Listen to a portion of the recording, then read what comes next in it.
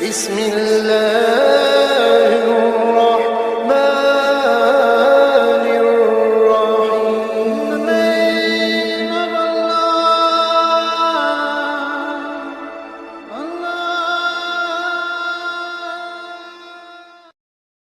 الله سبحانه وتعالى واعبدوا الله ولا تشركوا به شيئا وبالوالدين إحسانا وبذي القربى واليتامى والمساكين والجار ذي القربى والجار الجنوب والصاحب بالجنب وابن السبيل. وقال النبي صلى الله عليه وسلم ما زال جبرائيل يوصيني بالجار حتى ظننت أنه سيورثه أو كما قال عليه الصلاة والسلام. صدق الله العظيم وصدق رسوله النبي الكريم. محترم معزز حاضرین کرام، اس سے پہلے کئی ہفتے مسلسل حقوق العباد، بندوں کے حقوق کے متعلق گفتگو کی گئی کہ بندوں پر ایک دوسرے کے کیا حقوق ہیں، والدین کے بچوں پر، بچوں پر والدین کے، اسی طریقے سے بیوی اور شوہر کے حقوق لگاتار سلسلہ وار بیان کیے گئے.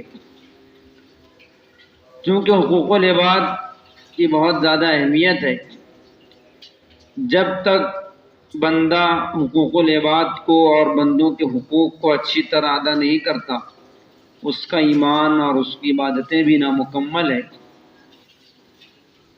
انہی میں سے حقوق العباد میں سے ایک اہم عنوان ہے پڑوسیوں کے حقوق.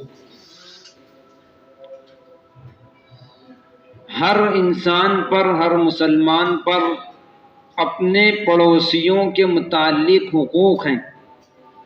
وہ اپنے پڑوسیوں کے ساتھ کس طرح سلوک کرے، کیا برتاؤ کرے، اس کی شریعت مطہرہ میں بہت زیادہ تاکید آئی ہے. ہم لوگ اگر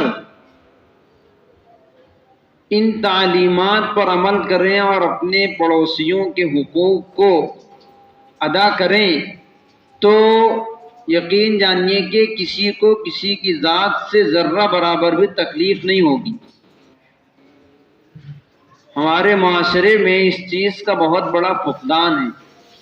ہر شخص کو یہ شکایت ہے کہ میرا پڑوسی صحیح نہیں.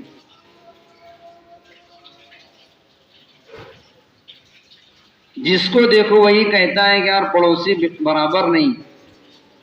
حالانکہ اسلام نے پڑوسیوں کے جو حقوق بتائے ہیں کسی اور مذہب نے وہ بتائے نہیں. کسی اور مذہب میں اتنی تاکید نہیں. خود قرآن شریف میں باقاعدہ اللہ رب العزت نے حکم دیا ہے اور اس کے بارے میں باقاعدہ آیت نازل فرمائی ہے. وَاعْبُدُوا اللَّهَ وَلَا تُشْرِكُوا بِهِ شَيْئًا. اللہ کی عبادت کرو، وَلَا تُشْرِكُوا بِهِ شَيْئًا، اور اس کے ساتھ کسی کو شریک نہ کرو.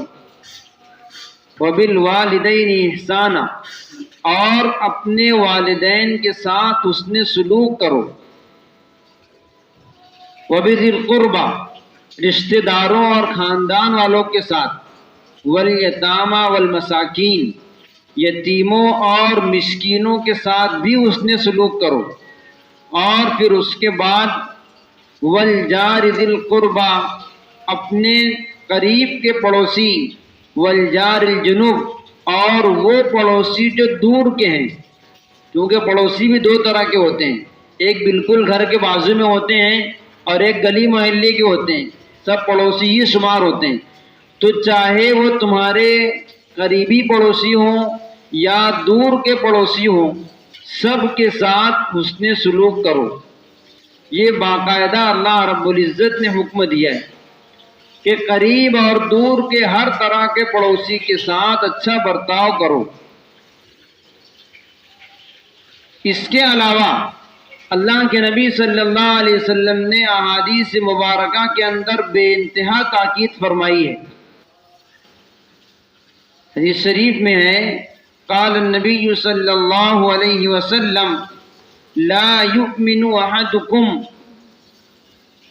حتی یحب لأخیہ وفی روایت لجارہ ما یحب لنفسہ، کہ آدمی اس وقت تک کامل مومن نہیں بن سکتا جب تک کے لیے جو چیزیں اپنے لیے پسند کرتا ہو وہ اپنے پڑوسی اور اپنے بھائی کے لیے پسند نہ کرے۔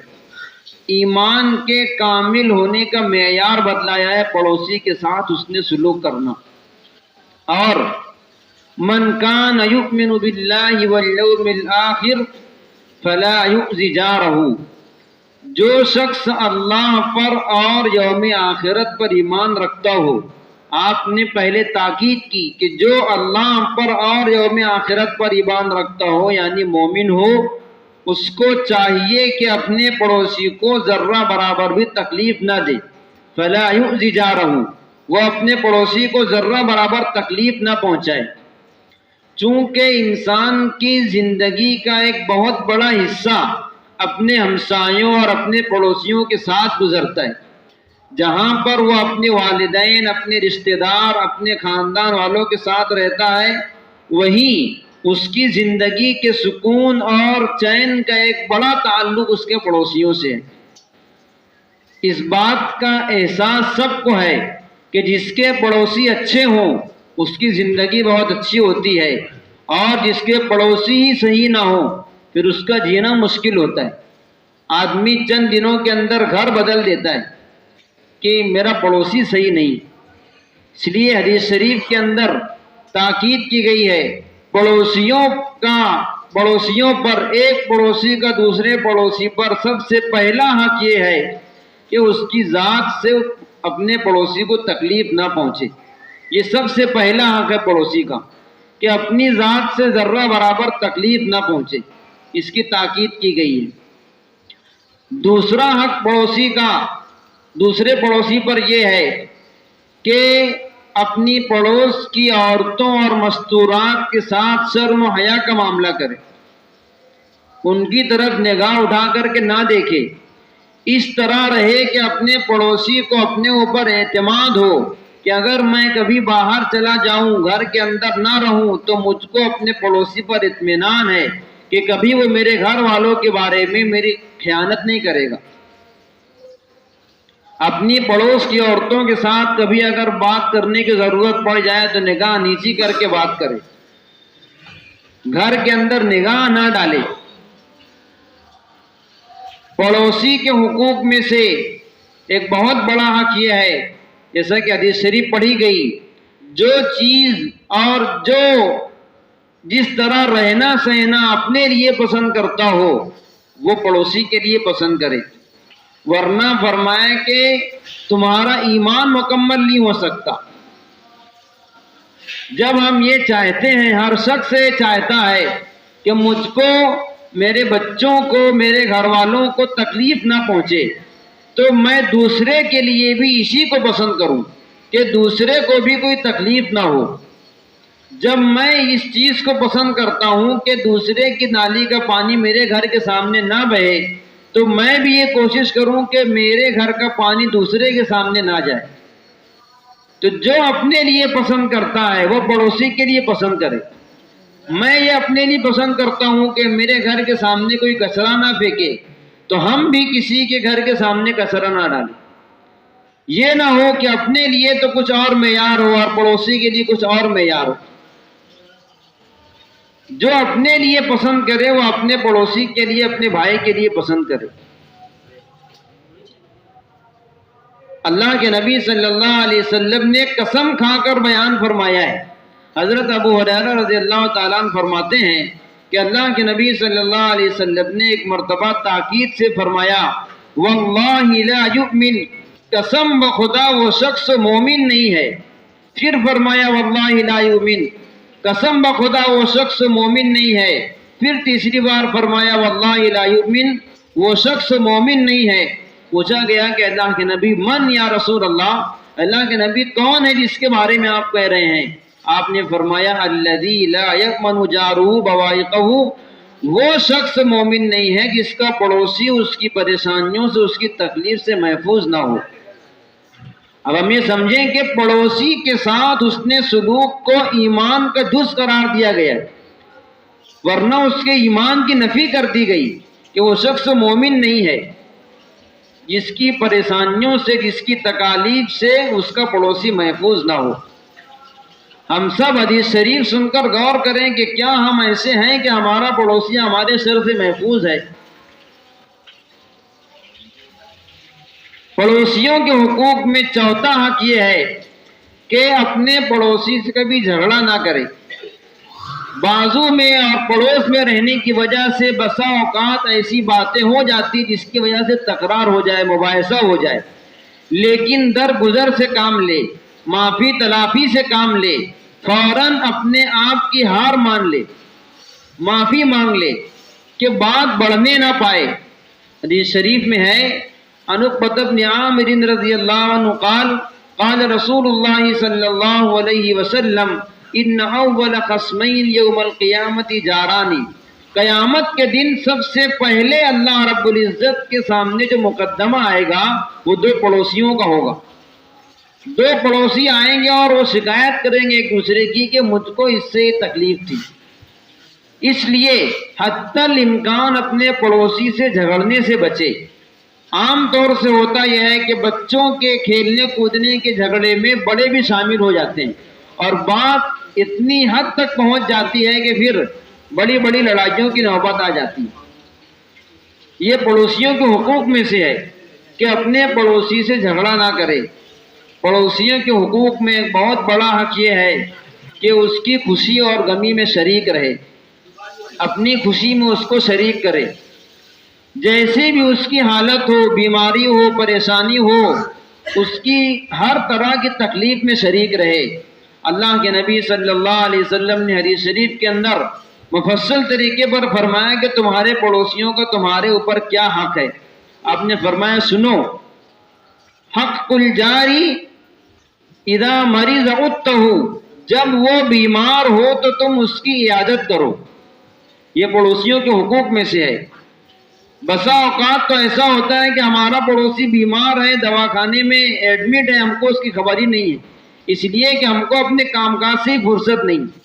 یہ پڑوسیوں کے حقوق میں سے، فرائض میں سے ہے کہ اگر بیمار ہو تو اس کی عادت کے لیے جائے۔ وَإِذَا مَاتَ شَيَّعْتَهُ، جب انتقال ہو جائے تو قبرستان تک اس کو دفن کرنے کے لیے ساتھ میں جائے۔ وَإِذَا اسْتَقْرَضَ أَقْرَضْتَهُ، کبھی اس کو ضرورت پڑے، وہ قرض مانگے تو اس کی ضرورت پورا کرو، اس کو قرض دو۔ وَإِذَا اسْتَنصَرَ نَصَرْتَهُ، جب وہ کبھی تم سے مدد چاہے تو اس کی مدد کرو۔ یہ پڑوسیوں کے حقوق میں سے ہے۔ وَإِذَا أَعْوَدَ سَتَرْتَهُ، کبھی اس سے کوئی گناہ ہو جائے، کوئی عیب ہو جائے تو اس کی عیب پر پردہ ڈالو، اس کی تشہیر مت کرو، اس کو پھیلاؤ مت، اس کو بدنام مت کرو۔ یہاں تک کہ آپ نے فرمایا وَلَا تَرْتَفِعْ بِنَاءَكَ فَوْقَ بِنَائِهِ، اپنی عمارت اپنے پڑوسی کے عمارت سے بلند نہ کرو حَتَّى تَسُدَّ عَلَيْهَا الرِّيحُ، کہ اس کے گھر کی ہوا رک جائے گی۔ اتنی تاکید کی گئی ہے پڑوسی کے حقوق کے بارے میں کہ اس کے گھر سے، اس کی دیوار سے اپنی دیوار اگر تم بلند کر لو گے، اس کے گھر میں جو ہوا آتی ہے اس دیوار کی وجہ سے وہ ہوا رک جائے گی، اس کی بھی تم کو اجازت نہیں۔ پھر آخر میں ارشاد فرمایا وَلَا تُؤْذِهِ بِرِيحِ قِدْرِكَ، اپنے گھر کے جو کھانے کا برتن ہے اس کی خوشبو تمہارے پڑوس میں نہ جائے۔ اس بات کا اہتمام کرو کہ اگر تمہارے گھر کے اندر کوئی اچھا کھانا پک رہا ہو تو اس کی خوشبو بازو میں نہ جائے، کہیں ایسا نہ ہو کہ اس کی خوشبو جانے کی وجہ سے اس کے بچوں کو حسرت اور افسوس ہو کہ کاش ہمارے گھر میں بھی وہ کھانا ہوتا۔ اور اگر تم یہ نہیں کر سکتے وَإِلَّا أَن تَغْرِفَ لَهُ، ورنہ پھر یہ کرو کہ اس میں سے کچھ اپنے پڑوس میں پہنچا دو۔ اگر تمہارے گھر کی کھانے کی خوشبو بازو کے اندر پہنچتی ہے تو اس بات کا اہتمام کرو کہ اس کھانے میں سے پڑوس میں کچھ بھیج دو، پہنچا دو، تاکہ ان کے بچوں کو بھی اس میں سے میسر ہو جائے۔ اتنی چھوٹی چھوٹی باتوں کی تاکید کی گئی ہے کہ اپنے پڑوسی کو اتنی بھی تکلیف نہیں دے سکتے۔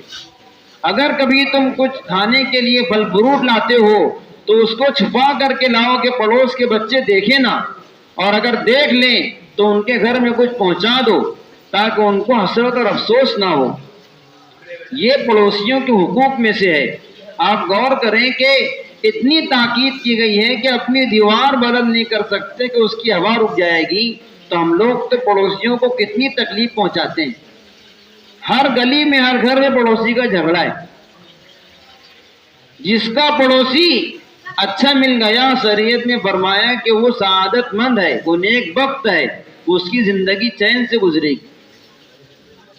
پڑوسیوں کے حقوق میں ایک بڑا حق یہ ہے کہ ہر وقت اس کی فکر رہے کہ میرے پڑوس میں جو لوگ ہیں کہیں ایسا تو نہیں ہے کہ وہ لوگ محتاج اور بھوکے زندگی گزار رہے ہیں، ان کے پاس کھانے کے لیے نہیں ہے۔ یہ ہر شخص کی ذمہ داری ہے کہ اپنے پڑوس والوں کی فکر کرے کہ میرے پڑوس میں جو لوگ رہتے ہیں ان کے گھر میں گزارے کا سامان ہے یا نہیں۔ حدیث شریف میں اللہ کے نبی صلی اللہ علیہ وسلم نے ارشاد فرمایا، لیس المؤمن الذی یشبع وجارہ جائع بجنبہ، وہ شخص مومن نہیں ہے کہ جو خود تو سیراب ہو جائے اور پڑوس میں اس کا پڑوسی بھوکا ہو، اس کے بازو میں اس کا پڑوسی بھوکا ہو اور وہ خود سیراب ہو کر کے زندگی گزارے، وہ مومن نہیں ہے۔ یہ ہمارا احسان نہیں ہے کہ ہم اپنے پڑوسی کی فکر کریں، ہمارا فرض ہے، ہمارا حق ہے کہ اگر پڑوسی بھوکا سو رہا ہے تو ہمارا گویا کہ ہم نے اپنا فرض ادا نہیں کیا۔ ایک بہت بڑے اللہ والے گزرے ہیں، حضرت بایزید بستامی رحمۃ اللہ علیہ، ان کو سلطان العارفین کہا جاتا ہے، تمام اللہ والے اور اولیاء کے سردار۔ ان کا واقعہ ہے پڑوسی کے متعلق، بڑا عبرتناک واقعہ ہے۔ فرماتے ہیں حضرت بایزید بستامی رحمۃ اللہ علیہ کہ میں ایک دن رات میں گھر میں سویا تو مجھے رات بھر نیند نہیں آئی۔ وجہ یہ تھی کہ گھر کے بازو سے ایک بچے کے رونے کی آواز مستقل آ رہی تھی۔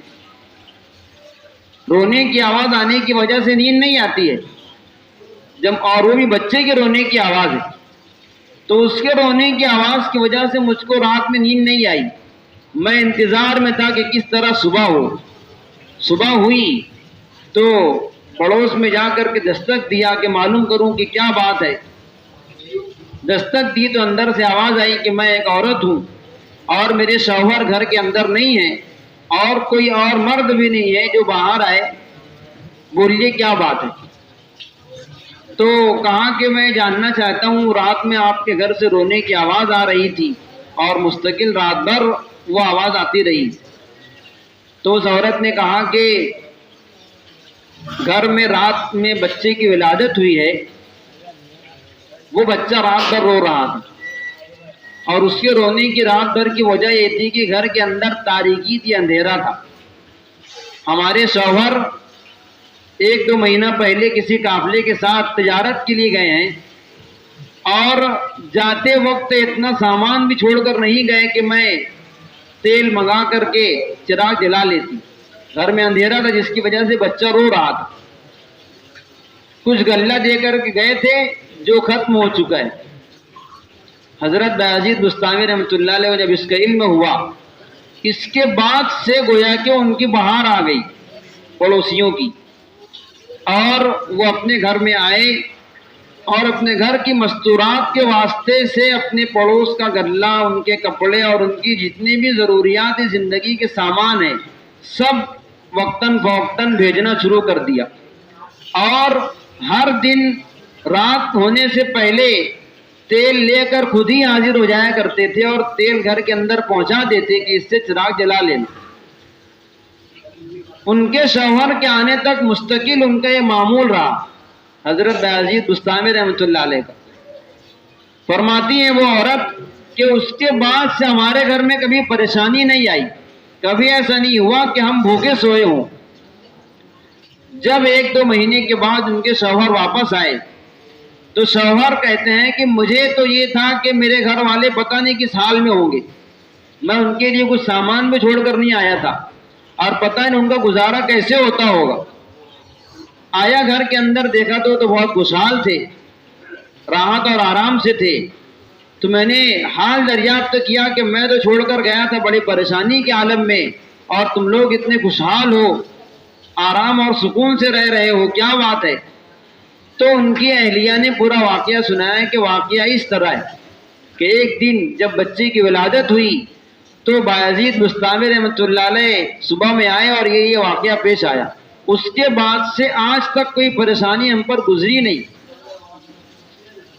تو ان کے شوہر نے سوچا کہ جا کر کے حضرت بایزید بستامی کو شکریہ ادا کر دیں، شکریہ کے کلمات کہہ دیں۔ وہ یہودی تھے، وہ شخص یہودی تھے، مسلمان نہیں تھے۔ وہ آئے حضرت بایزید بستامی رحمۃ اللہ علیہ کے پاس اور کہا کہ میں آپ کا شکریہ ادا کرنا چاہتا ہوں کہ آپ میری غیر موجودگی میں میرے گھر والوں کی آپ نے اتنی فکر کی کہ ان پر کوئی پریشانی نہیں آئی۔ تو حضرت نے جو جواب دیا وہ یہ تھا کہ اس میں شکریہ کی کوئی ضرورت نہیں ہے، میں نے کچھ احسان نہیں کیا، میرا فرض تھا، میں نے وہ ادا کیا ہے۔ یہ مجھ پر فرض تھا کہ میں اپنے پڑوسی کی فکر کروں۔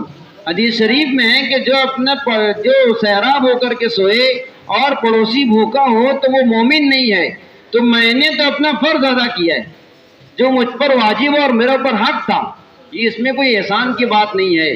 تو اس یہودی شخص نے ان سے کہا کہ جس دین کی آغوش میں آپ پناہ لیتے ہیں مجھ کو بھی اسی میں پناہ دیجئے، اور اس نے ان کے ہاتھ پر اسلام قبول کیا۔ تو یہ بھی ہم تھے کہ جن کے عمل کو دیکھ کر کے لوگ اسلام قبول کر لیا کرتے تھے،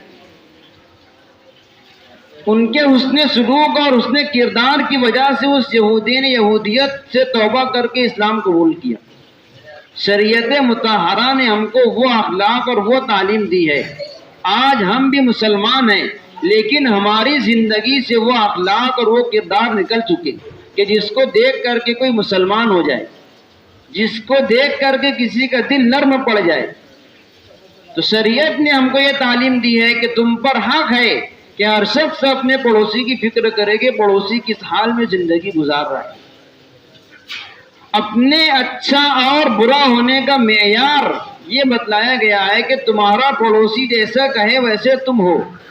ایک صحابی نے اللہ کے نبی سے دریافت کیا کہ یا رسول اللہ کیف لی ان اعلم اذا اسأت و اذا احسنت، مجھے کیسے معلوم ہو کہ میں اچھا ہوں یا میں برا ہوں؟ مجھے اس بات کا علم کیسے ہو کہ میں نے اچھا کیا یا برا کیا؟ تو آپ صلی اللہ علیہ وسلم نے فرمایا اذا سمعت لجیرانک، جب تم اپنے پڑوسیوں سے سنو وہ کہتے ہوں کہ احسنت، تم اچھے ہو، تو گویا کہ تم اچھے ہو۔ وَإِذَا سَمِعْتَهُمْ يَقُولُونَ أَسَأْتَ فَقَدْ أَسَأْتَ، اور جب تم پڑوسیوں سے یہ سنو کہ وہ کہتے ہو تم برے ہو، تو گویا کہ تم برے ہو۔ ظاہر ہے اگر آپ پڑوسیوں سے اچھا معاملہ کریں گے، اچھا برتاؤ کریں گے تو وہ اچھا ہی کہیں گے۔ یہ پڑوسیوں کے حقوق ہیں۔ ادنا درجہ یہ ہے پڑوسی کے حق کا کہ اپنی ذات سے اس کو تکلیف نہ پہنچے، اور اعلیٰ درجہ تو یہ ہے کہ آپ جتنا چاہیں اس کے ساتھ اس نے سلوک کریں، اپنی خوشی میں اس کو شریک کریں، اپنے ہدایہ تحائف میں اس کو شریک کریں، اور ادنا سے ادنا حق یہ ہے کہ اس بات کی کوشش کریں کہ اپنے پڑوسی کو اپنی ذات سے ذرہ برابر تکلیف نہ ہو۔ اللہ تعالیٰ عمل کی توفیق عطا فرمائے۔